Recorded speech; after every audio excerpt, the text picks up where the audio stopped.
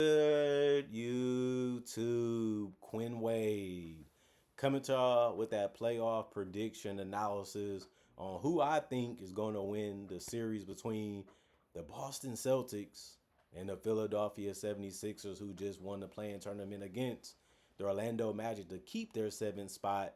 But like Joel Embiid always been telling y'all, the Celtics, they always kick our butt. And I don't think that's going to change. And I'm about to tell you why, but let's talk about the Sixers first and why they got here and what they can do to make it a series and what guys need to step up for it to be a series that they can win or make competitive. Dominic Barlow, you know he can play. He's one of the players they use a lot. I think that the Sixers are going to shorten their rotation unless an injury or something happens. Other than that, I feel like Dominic Barlow is going to be in the rotation. You want him rebounding, you want him scoring in the paint. Bona, you want for sure him to be physical. You want him to protect the rim, grab as many boards as he can, and just be an anchor. That's what he's out there mainly to do. Andre Drummond, hit your three if you can, space the floor, crash the glass, finish strong and fast. That's all we really need you to do. And then you look at VJ Edgecombe, the rookie. He had a good playing game. He had a good season, but he's going to have to continue to do it because the mid range can be there. Sometimes the three can or cannot be there for him, just like the playing game. But you still need to drive. You still need to play make. Got to keep trying to find a way to influence the game as best as you can. You one of their most relied on players, and they're going to need you to step it up in this series if you're going to want to be competitive against a team like the Celtics. Um, Justin Edwards, I don't know how much time he's going to get, but I don't think he's going to be in rotation that much. They're going to rely on Paul George and guys like Trendon Watford if he's going to be available. Obviously, Kelly Oubre Jr., those wings are going to get the minutes. And even if you look at the minutes off the bench, they're going to mainly give it to Quentin Grimes because they know for sure he can get the mid range, he can attack the basket, he can hit threes on and off the ball. Basically, he can create his own shot, get his own, while also be a complementary player to the players that's going to be available. Paul George, can he hit his jumpers? Can he continue to defend at a high level? Can he continue to be a decent playmaker and ball handler for them in the series and throughout it? And can he continue to stay healthy and play at a high level? Is something they're going to have to see from him. Tyrese Martin, you just want the floor spacing from him. Come in, try to knock down some threes if you can. I know he's not the greatest three-point shooter, but he's out there to try to do that if he can and then run the offense if it's time for you to do that. Kelly Oubre Jr., attack the basket. If the three is there, take it. He showed that he can still make them. He's getting better at them. He's more confident in them. And they believe that he can make it. They're not afraid to trust him and give him the ball in those situations. And then you look at Joel Embiid. He's not going to be 100% because he came off a surgery. Obviously, you just want him to be a force in the paint, battle, knock them around, go through people, get to the free throw line, make your mid ranges, make a couple threes, try to get as many rebounds as you can. But we know this is going to be probably a 65% Embiid. That's not enough to beat the Celtics. You're going to need him to be more than that. And we don't know when he's going to come back, when he's going to be healthy in the series. It could be too late. And on top of that, if he's not as mobile, if he's not as quick, some of the bigs for the Celtics can, neutralize him a little bit. He's still going to get his, but it may be inefficient. It may be forced. It may be rushed. But at the end of the day, he's still one of the best bigs available. And you're not going to complain about having him on the court, even if he's not 100%. And we got to be honest, like Joel Embiid, when is he ever 100%? So that's why I will give him 65% because he's never at this point in his career 100%. He's always taking games off. He's always out. And I'm not saying that to diss him is just facts about where he's at in his career and with this team. They still want him on the court. They still going to want him to play. But at the same time, he's just been going through a lot. A lot of things just been piling up on him. It's sad, it's unfortunate, especially because he's one of the best players in the league. If he's even 85%, but 65% means he can still give you double from time to time. He can still give you 20. It's just not going to look the prettiest, and it is what it is. That's just got you have to get it how you got to get it. Marjan, Johnny, um, I don't think they're going to play at all in this series. I'm going to be honest. They're just not good enough players. You can say the same thing about Dalen Terry or Jabari Walker. They might get on the court because the game might be a blowout, or they out of it early, so they might just try to run some guys out there just to give the other guys a break to try to go harder in the next game. They got an older roster, some of these players, so rest will be important, especially if the game is out of reach. And then on top of that, they do have some young players. They're still trying to see what they can get from those guys. Have shown that they can be on the roster, but they're not going to be big difference makers on this particular team in this particular series. So it's just good to mention them since they're on the roster and they can play, but at the same time, they're not going to have a big impact on this series. And you look at the Celtics, obviously, you look at guys off the bench like Ron Harper Jr. come in, defend, play hard, make a couple threes, make it tough on the Maxis and the edge combs. Of course, you got to say the same for Hugo Gonzalez. Try to take away the drives, make them more jump shooters.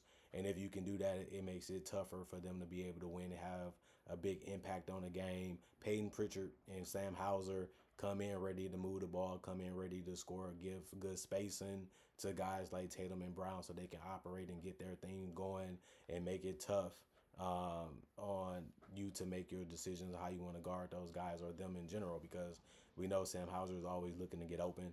You have to pay attention to him. You have to guard him. And Peyton Pritchard, you have to have the same type of mentality with him. The only difference is he can get to the paint. He can get to a mid range. He can get to a fadeaway. He has unlimited range. So it's going to be tricky. Obviously, Keita, he's big. He's physical. He's a 7-footer. He's mobile. He's athletic. He's strong. You just want him to rebound, protect the rim, score at the basket as fast and quick as he can to get easy buckets. Baylor Shireman just be ready to shoot. He come in, make a jumper, make a layup, and try to run the offense, not try to get in the way, not try to do too much. He's good at that already. He knows his game. He knows his role, and it makes sense for that reason. Jason Tatum, you just want him to be a scorer and a facilitator and a rebounder. He was showing that at the end of the season that he can still be a guy that you can run the offense through. He can be a guy that can make a play, whether that's scoring or passing. You know, he can still defend at a solid level. Obviously, they're going to attack him. Obviously, they're going to try to find a way to see if he's ready for it. You know, Tatum not going to back down. He's not afraid of those moments. He's not afraid of that unless he would have showed it within those last couple of games that he played in the regular season. So I feel like he's good to go. I feel like he's still a good weapon. I feel like he does so much for the team. And it's just good to have that guy out there with this team. And not only that, you got to look at Vucevic. He's another guy that's back. He ended up coming back before the season was over. He got more time to rest that finger. All you can say is just go out there, get your shot from the post, just try to space the floor, hit the three, set good screens, make good passes, and just keep it simple as much as you can, and just try to play a role at a high level. And I feel like he will. Jordan Wash, you just want him to be a 3-and-D guy. Defend, make them hard, make it tough on PG, make it tough on the Ubres, and just be able to get to the paint if you can, get out in transition, make the wide open shot. Derek White, sometimes he's hit or miss. Sometimes the jump shot is going. Sometimes it's not. Sometimes he can get to the basket. Sometimes he can't. But, you know, it's going to be just him defending. We just need him to be a playmaker and a defender. If the shot is there, take it. He can miss shots and we can still win. He can make shots and make it easier on us. And then you look at Jaylen Brown, an MVP candidate, a guy that you have to be ready for. He's feeling himself this year. He knows how to get a shot. He knows what he wants to do. He's an improved passer. He's still one of the better defenders at his position. He can get to the basket and finish. He can get it from three from time to time. And we just know that he's a guy that we can rely and depend on in the clutch moments. And we know for sure if we need somebody to make a couple baskets for us, Jaylen Brown is that guy. He did it before in the finals. He did it before in multiple playoff series, and he did it against the Sixers a lot. So now it's just time for him to do it again. Just how it be going in the same conference, but we don't fear the Sixers, and we feel like we can beat them. And then you even got to put in Luka Garza. You know he has size, he has length, he wants moments. So of course he's going to try to make blocks. He's going to try to finish at the rim. He's going to try to make big threes, and you just want him to bring that energy. You just want him to bring that effort and that hustle. And you just want him to play hard, which you know he can do. And other than that, Max, I don't think he's going to play. Delano, I don't think he's going to play unless the game gets out of reach. Same with John. number out of Wisconsin. You know, he's a good player, but he's not going to probably play in this series unless it's a blowout. Then, of course, I got to mention Amari Williams. He's solid, but I don't see him getting on the court unless it's a blowout as well. You want to take your opponent very serious because every game matters, and you want to always be ahead in the series. The faster you can beat them, the faster you can get out of the series and be healthy. That's what you want to see. That's what you want to get done. Joe Mazzulla, I got to add him in the conversation. He's an excellent coach. He knows how to get guys ready. He knows how to get guys involved. He knows how to keep his team always switching things up and being ready to adjust and being prepared for anything that a team can throw at him. And if he sees something, he's going to switch up on the fly. So I like the things that the Celtics can do. I like the size that we have. I like the floor space and ability. I think we definitely going to have to make our threes if we want this one over fast. But the Sixers have shown that they can score. They have some guys that really have talent. They have some guys that can get their own shot. And it's going to be tough. We know that every series at this point is going to be tough, but we're battle tested. We're ready. We're not as sharp as we probably want to be, mainly because we have a lot of young players, a lot of guys that's still trying to, show what they can do and be on this team. But I do think that we beat this team fairly easy. I do think we beat them in 5. I would say Celtics in 5. The Sixers might have a game where Maxey goes off and guys are making shots and they basically saying we don't want to go down and we don't want to get swept, and they have enough talent to make it tough. The Celtics can shoot a lot of shots and just can't make them, and you have an opportunity to seal or steal a game, and that's how we've been playing all year. Like I said, Derek White and Peyton Pritchard, they can be hot. Sometimes they can miss a bunch of shots. Same with Sam Hauser. They good basically majority of the time, but they have shown even during this season, even for Jaylen Brown, where they take a lot of shots, they take a lot of tough ones, or they take some that they feel is comfortable and they just not falling, they're just not going in, and you can get beat that way. So I think the Sixers might can get one, but I think that'd be about it in this series. But other than that, comment, like, subscribe, share. Hit that notification bell to get that analysis when it first come out. Let me know what you guys think in the comment section. Who y'all think is going to win the series? Why? Is I'm wrong? Is I'm crazy? Did I overthink something? Is I'm not giving the Sixers enough love? Is I'm not giving them enough credit? Because I didn't pick them to even beat the Magic, and they got that done by double figures. But we just don't know how this Sixers team is going to play against the Celtics. We know that the Sixers like to come at you. We know how the Sixers like to, switch it up a little bit on their offense with driving and threes.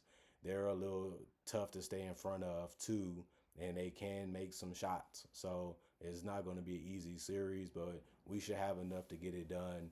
We should have enough to make this one a quick one if we come in and play the brand of basketball that we known for. And we know Joe Mazzulla is going to be ready to have us do that as a team. So I'm happy for the Celtics. I'm happy for this series. I think them or Orlando both would have been a fun matchup. But at the end of the day, we should be able to get this one. We should be able to get out of it fast. Other than that, comment, like, subscribe, share. Hit the notification bell and get that analysis when it first come out. Y'all stay blessed up. Y'all stay good. Peace. And I'll see y'all later today, hopefully with more analysis.